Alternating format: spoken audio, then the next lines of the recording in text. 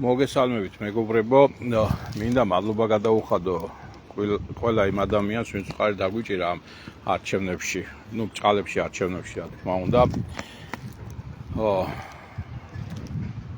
ვიმედოვნებთ, რომ ხალხი გაიმარჯვებს და შედეგი მომავალში აუცილებლად დაიდება ქართველი ხალხის სასარგებლოდ.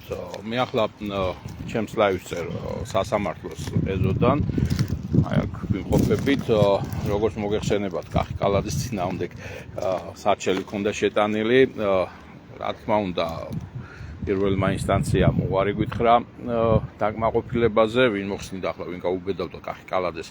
ოპოზიციურმა პარტიებმა ვერ გაბედეს ზედმეტი სიტყვა ეთქვათ და წარმოგიდგენიათ ახლა სასამართლო მის წინააღმდეგ რამე გადაწყვეტილებას. დღეს შევიტანეთ სააპელაციო სასამართლოში, ანუ აქედან გავასაჩივრეთ.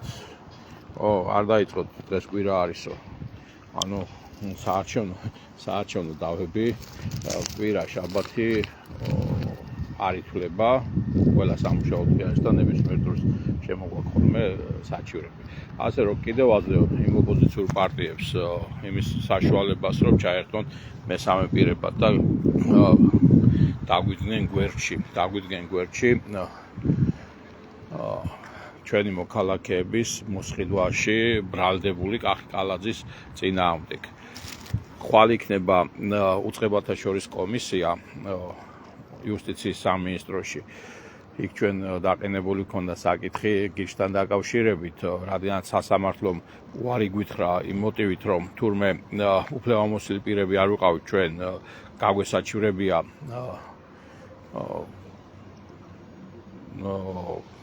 გიჩის წინააღმდეგ, თან ისეთი აბსურდული პასუხი გაქვს სასამართლომ.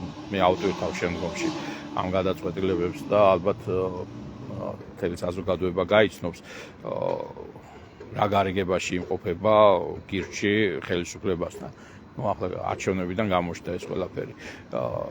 და ამ საკითხს, რა თქმა უნდა, დავაყენებთ უწყებათა შორის კომისიაზე და ამ პარტიებს მოუწოდებ, რომ თავის წარმომადგენლები მაინც გამოუშვან იქ, რომ ერთად დავაფიქსიროთ ჩვენი პოზიცია ამ ყველაფერთან დაკავშირებით.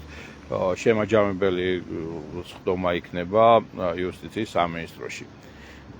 თუ არ გეშინიათ, თუ გარიგებულები არ ხართ ხელისუფლებასთან, მოგზანდით და ერთად დავაფიქსიროთ იქ ჩვენი პოზიციები.